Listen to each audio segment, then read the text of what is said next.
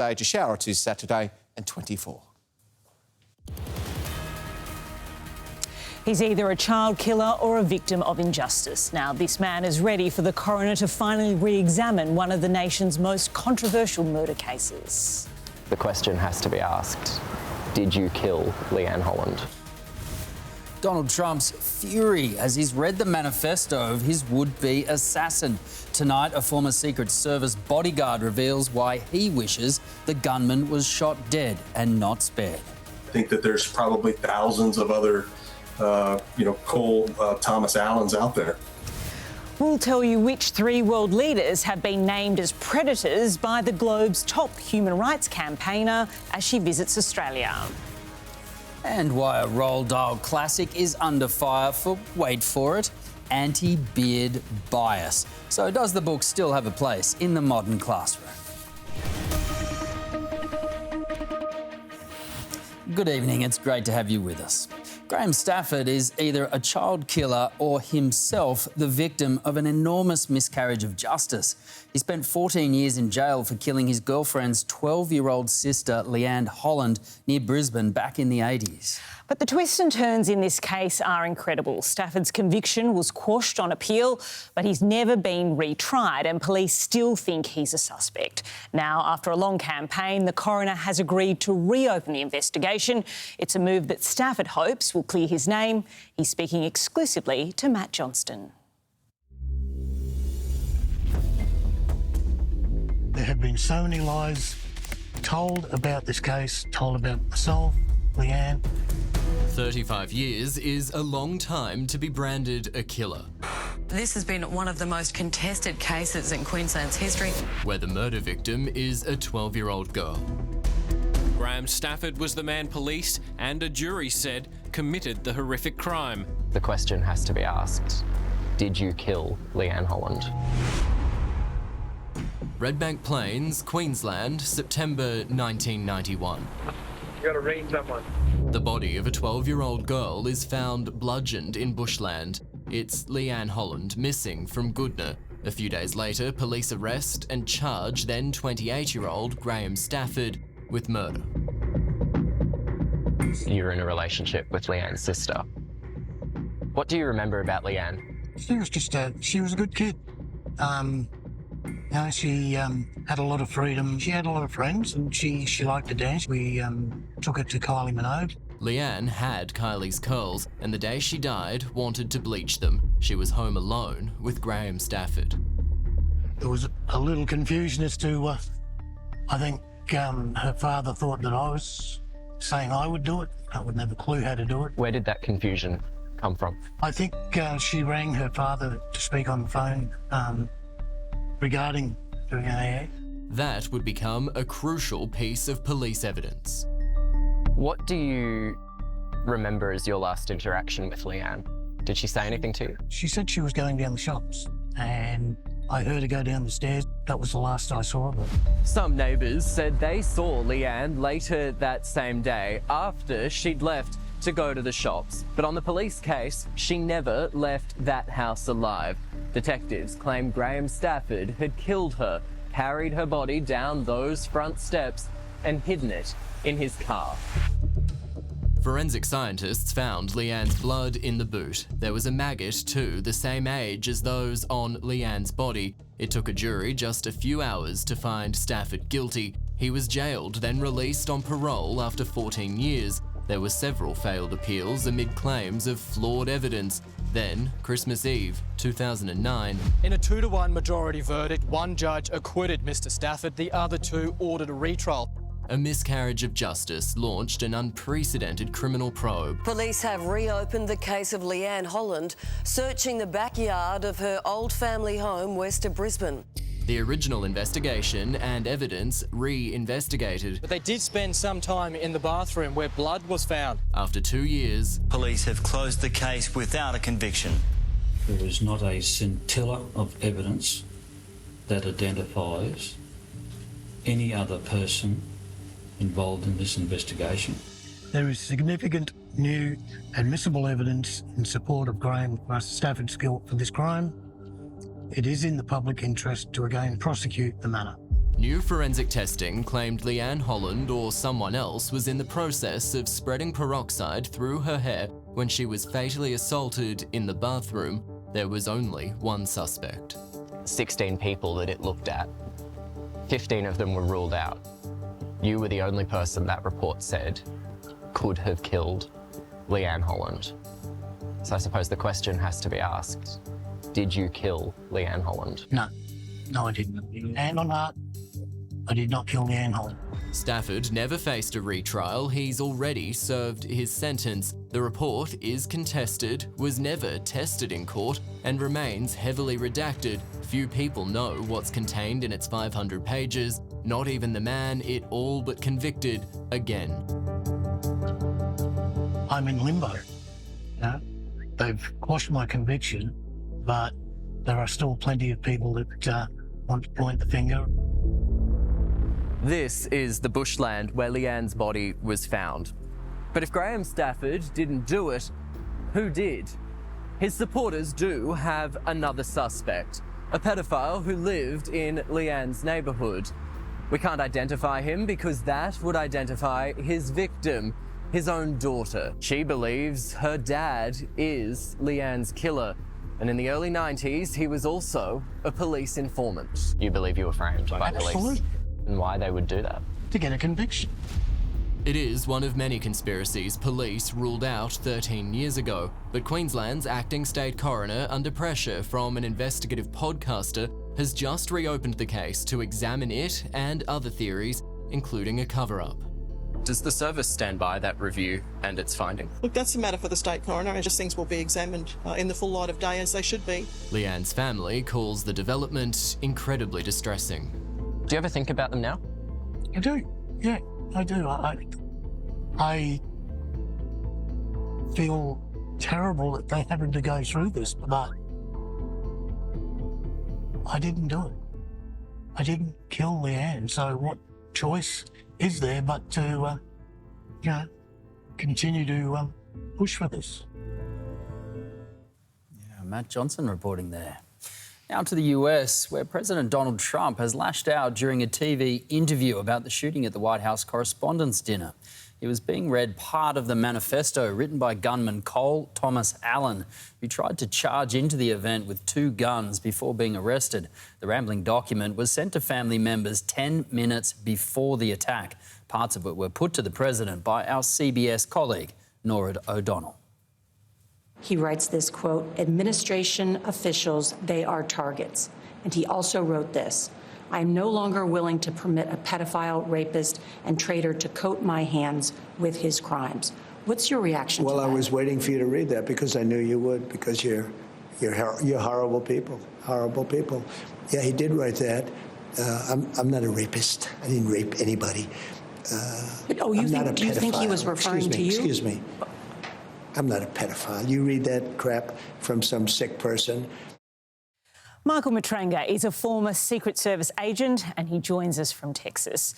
Michael, let's talk about the gunman's planning. He caught a train across the country, booked a room at the hotel where the president was going to be. His family had concerns, yet he was still able to be right there with 2 guns. How did this happen? It was clear to me after reading the manifesto and learning of his movements that this was a very well thought out, planned and intentional act of violence. He traveled with a shotgun and a pistol, which is the reason his mode of travel was a train, because they don't have the same protocols that air traffic or air travel would have. Yeah. So, Michael, the manifesto, it's now clear the president and the Trump administration were his targets. And Donald Trump says he's a lone wolf and a whack job. His words, very diplomatic as usual. But he's probably not alone in holding those views, is he? I think that there are equally as troubled individuals on both sides. Conversations that we used to hold in private amongst our family at the dinner table are now shared publicly in ways through social media that gives us that attention and it gives us that dopamine dump where we want more, right? And it appears that this is what this individual wanted. What I would say is that globally, we need to have a reset of what's important to humanity. I mean, what is so important politically where you want to physically murder people? And I think that this individual fell victim to the hype and the manipulation of the political system, quite frankly. And I think that there's probably thousands of other, Cole Thomas Allens out there. He called himself the friendly assassin. What did you make of that? I think that he was having a mental episode. He was truly bought in on his ideology, which that makes him equally more, dangerous than the average person. There's a big political argument right now where the left is saying that this was staged in order for the president to get his ballroom that he wants to build. And I just think that's completely ludicrous, and it doesn't help anything, right? Talking crazy like that. You have the right coming out and blaming the mainstream media. Well, quite frankly, everybody's hands are dirty.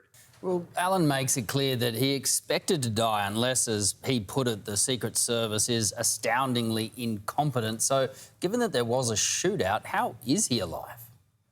That's a very good question, because I know that, and it's still unclear whether the United States Secret Service returned fire or whether it was local law enforcement. Yes, it appeared that they were standing around. However, the one uniformed officer that was at the bottom left of the screen, you could see that he knew something was wrong as his body started to blade, and then he immediately drew his weapon as Allen was approaching him at a very high rate of speed, sprinting. And so the question is, how is he still alive? By the grace of God that they missed. And so he's very lucky to be alive. And, quite frankly, this is going to sound very insensitive, but to his credit, he knew what the consequences were. He said what they were. Let's give him his wish so that we don't have to, as the United States taxpayer, pay to fund this guy's existence for the next 40, 50, 60 years in a prison. Michael Matranga, thank you so much for your time. Thank you. Jeez, Ash, would you think less of me if I thought that he had a point there, that this guy was running down that hallway, he expected to be shot, now the taxpayer's got to pay for him? You say what you want. No comment there. But look, I think the broader thing that he was saying there, which I find interesting, and as a political reporter, I think about this a lot, about trying to lower the temperature and this adversarial nature of reporting and presenting politics. I think it is something that we grapple with, and I think it is something that we have to look at. Well, they've got a big problem there with it in the US, that's for sure. Here's what else is happening. 2 children have died in a house fire at the foot of the Blue Mountains west of Sydney. They were aged just 4 and 10. Their father and 4 other children managed to escape the flames. A close call for this surfer in the waters of Yallingup, south of Perth. Drone videos show the moment he caught a wave, unknowingly riding past a suspected tiger shark lurking close to several paddleboarders. And check out this massive rescue effort for this small dog left stranded on a Sydney high-rise ledge for 2 days. Elby was pulled to safety, and while a little shaken, she's doing well. Just ahead on 10 News Plus, a brutal report card on human rights. We reveal which 3 world leaders the boss of Amnesty International thinks are predators.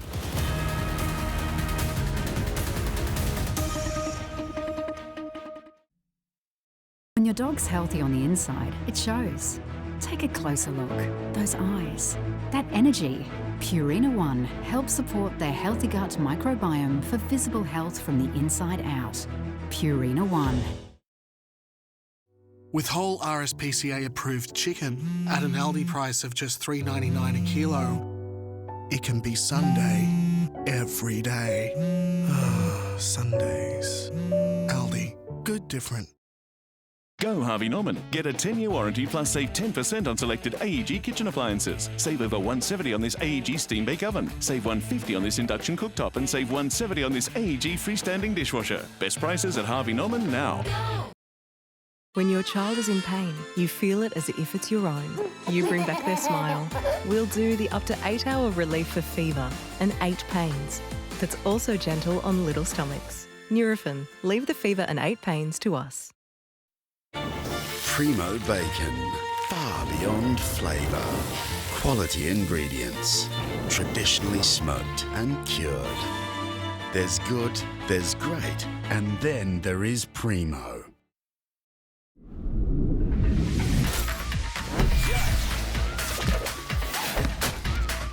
Life's messy. For a superior washable finish, choose Dulux Wash and Wear. Worth doing, worth Dulux. That's a bit much. Or is it just a question about self-discovery? To understand if your money could be doing more for your future, like investing with Vanguard? Deep.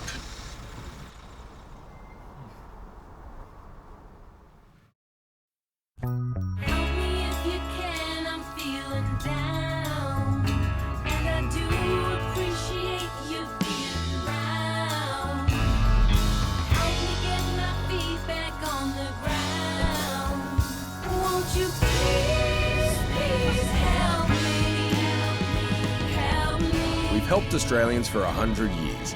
Now, we're helping protect and prepare them for the next 100. You know McRob, the founder of Roald Dahl. He bargained his way across crop-infested waters, not far from here. That didn't happen. Just telling you how I heard it. Old gold. Rich in character. At 50 plus, your health needs may evolve. Is your multivitamin ready? Choose Centrum, the world's #1 multivitamin brand. Specifically designed for adults 50 plus, it contains nutrients that help maintain cognitive function, heart and bone health. Switch to Centrum 50 plus. If you're not comparing energy providers and plans regularly, you may get burnt. We can just scrape this off, right? Search Compare Energy to see if iSelect can help you save more. What do you mean, no? It's... Goggle back to your favourite moments. Yes, I love them. I like this shot. Yeah. Gogglebox fan favourites, 7:30 Thursday on 10. Welcome back. One of the world's most respected human rights campaigners has just landed in Australia and she's already making headlines, naming 3 current world leaders as, quote, predators. So who are these predators? Our National Affairs editor Hugh Riminton sat down with the global head of Amnesty International. Agnes Callamard, thanks so much for your time. Thanks for having me. You mention in your report 3 world leaders who you call, above all others, the predators on the planet. Who are they? They are Donald Trump, Benjamin Netanyahu, and Vladimir Putin. And we refer to them as predators because they attack the foundation of the international system. They racket, they threaten, they blackmail, and they kill. Is it not extraordinary that you're saying that 2 of the 3 most dangerous predators on the planet are leaders of established democracies? Sadly, this is a very good reflection of the world we live in, where even democratically elected state representatives are declaring international law dead, are suggesting that they are the law, acting like kings or emperors. Is the world getting worse? Well, absolutely, the world is getting worse. Authoritarian laws and practices have taken hold in many parts of the world. War is replacing diplomacy. And this is reflected, for instance, is what's happening in the Middle East right now. You mention in this report, I think 60 times by my count, you make a reference to Israel's genocide of the Palestinian people. Of course, Israel denies that. What makes you so confident that you can make such a declarative statement about Israel's genocide? Look, the declaratory statement now is based on more than 2 years' research. Amnesty conclusions actually are not unique to us. The vast majority of legal scholars, genocide scholars around the world have also concluded that, that Israel is committing the crime of genocide. I'm wondering how an Australian Jew would see this in this report. There is a single sentence that references the worst terrorist attack on Australian soil since frontier war times, down at Bondi Beach, targeted at Australian Jews. One sentence. There are 8 sentences that reference restrictions on pro-Palestinian protests. Would that not reasonably look to be disproportionate? You have to understand, Amnesty International is a human rights organization, and as such, we focus on the responsibility of the state. Bondi is a crime that killed 15 people, wounded many more. We denounced it, and we will keep denouncing it. But as a human rights organization, we focus first and foremost on what governments have done to protect and respect international human rights law. Are there any limits to the speech that you think should be allowed in pro-Palestinian protests in a country like Australia? I think any speech that violates international law should be declared unlawful. As a human rights activist at the highest level, do you despair over the state of our world? I find more than hope. I find resilience in the fact that people are not standing down. Yes, humanity is under attack, but humanity is resisting, and we will win. There are alternatives, they are legal, they are peaceful, they are non-violent. Let's fight for the alternative. Agnes Callamard, thank you so much for your time. Thank you. Hugh Remington reporting there. Coming up on 10 News Plus. Generations of kids have loved his book, so why has Roald Dahl classic been accused of promoting misogyny?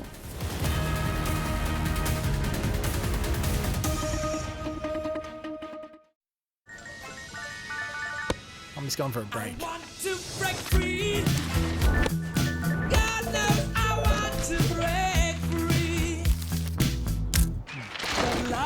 Have a break. Have a Kit Kat. Aldi's crispy Aussie pork belly has enough crackling to tame even the most monstrous of appetites. Ah!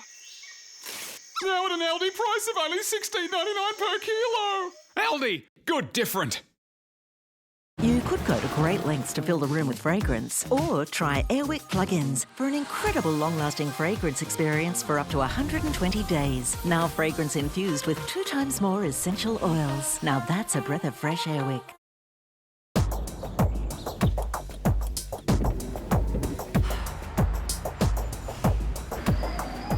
Over 16,000 New South Wales police are out there. And police vehicles can enforce the road rules anywhere, anytime. So if you drink and drive, speed, don't wear a seatbelt correctly, take illegal drugs and drive, or hold your phone while driving, you can stop it or cop it. Take back dinner time. HelloFresh is fresher than ever with local produce that pops and premium cuts that raise the stakes. All loaded with flavour. Taste what's new on the menu. Don't let your daily strides slow you down. New Caltrate Bone Muscle and Joint is formulated to support not only your bone strength, but your muscle function and healthy joints that work together to support your everyday moves. Keep moving with Caltrate. Bills piling up for hard-working Australians when they could be comparing and saving. You can get help, you know. Look. That's a wake-up call. It pays to compare. Simple. Sore throat? Trust Strepsils Extra for soothing relief that's scientifically formulated. With triple action to numb pain fast, help fight bacteria and soothe the throat. Strepsils. Own every moment. Taco meets Tuesday. The crunchy meets the herby. The mix makes it. Old El Paso, make some noise.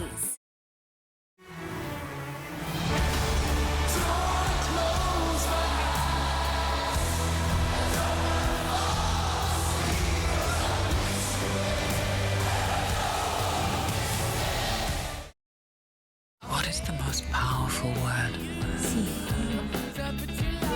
See to new beginnings. The new Sea Nude Bloom and Sea Passione Red Bloom. Giorgio Armani. My store.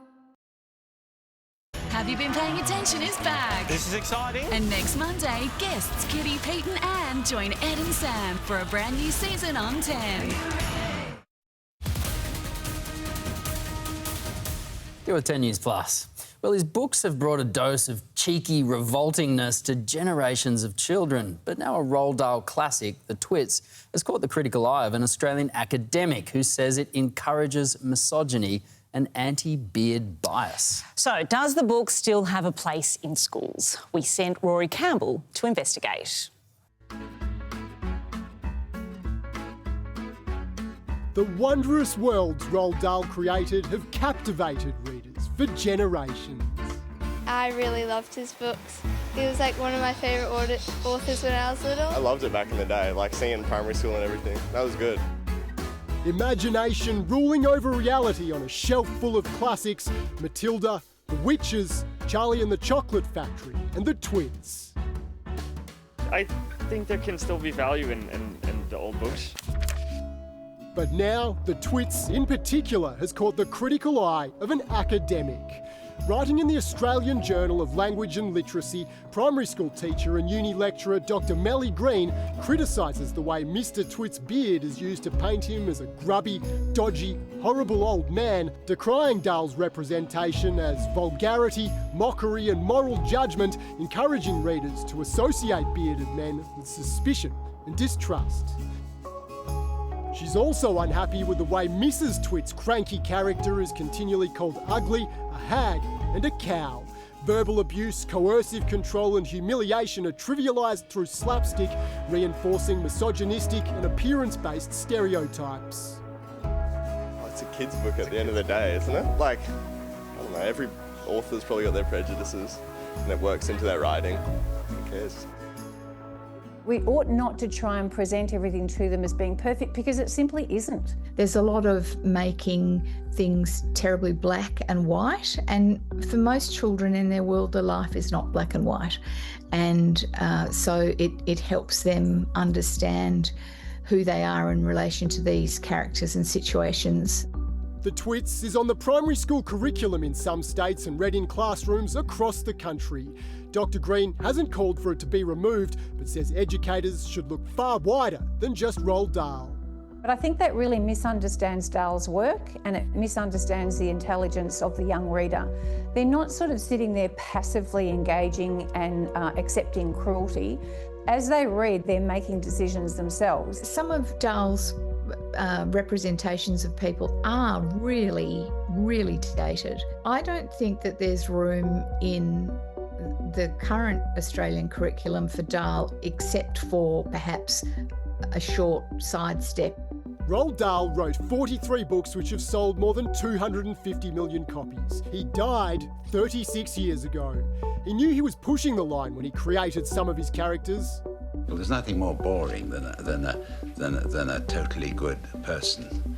They've got to have quirks and bad habits and things like that. This isn't the first time Roald Dahl's classics have come under scrutiny. In fact, 3 years ago, the publisher went so far as to change some of the words to use more inclusive language.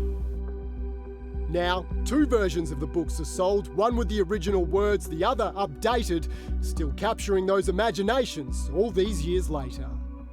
It just helped me read in my free time and helped me connect to books and stuff. It's so important that children are met at the right time with books that are going to speak to them on the level that they are interested in, but then take them forward into new areas.